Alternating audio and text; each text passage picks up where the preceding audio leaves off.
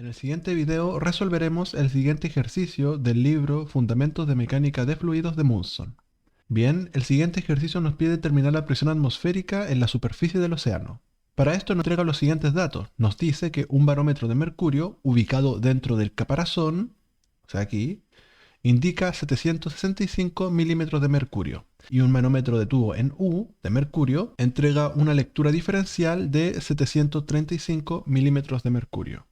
Bien, con estos datos nosotros podemos determinar la presión atmosférica que se encuentra aquí. Bien, ¿qué haremos primero?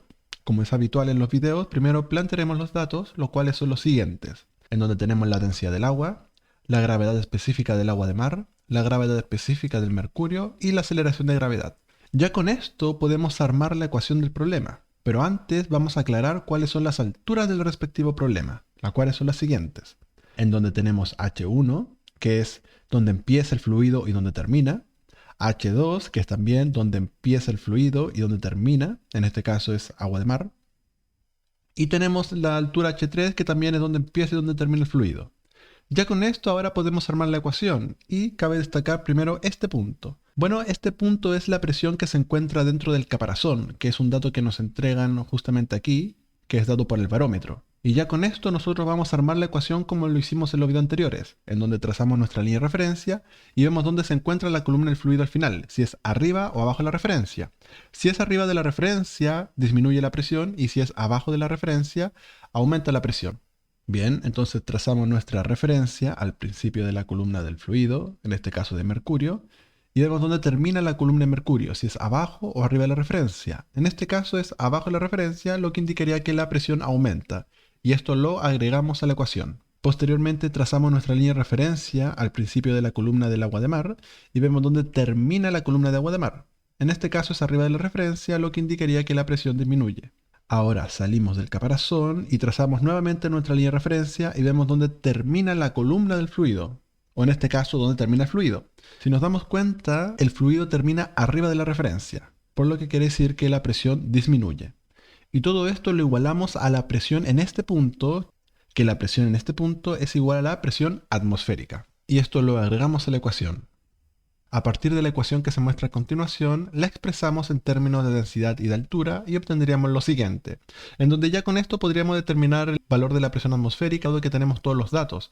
Nos faltaría así la presión que se encuentra dentro del caparazón, en la cual también la podemos determinar si recordamos que la presión en el caparazón va a ser igual a la densidad del mercurio por la gravedad por la medición que nos indica el barómetro, en lo cual serían los 765 milímetros de mercurio. En este caso está dado en el sistema internacional las unidades.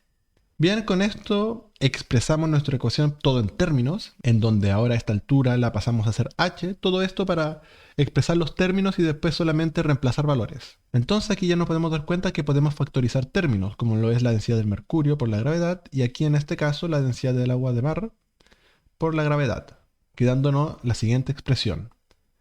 Ya con esta expresión nosotros ya resolvimos el problema, por lo que solamente nos queda reemplazar los datos que nos entrega el enunciado, en los cuales tendríamos lo siguiente y sabríamos que la presión atmosférica en este punto, o en la superficie del océano, es igual a 95.9516 kilopascales. Y ya con esto tendríamos resuelto el problema.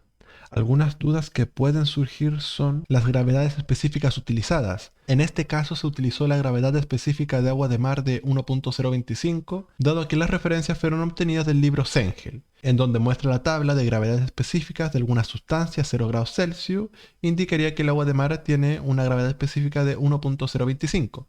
Este dato podría variar, de hecho me ha tocado verlo en 1.030, ya dependerá de qué valor le entrega el enunciado, pero finalmente lo que quiero señalar es que esta ecuación, ya sea que cambie la gravedad específica del agua de mar o del mercurio, que también me ha tocado verla en 13.55, finalmente esta es la ecuación que representa el problema.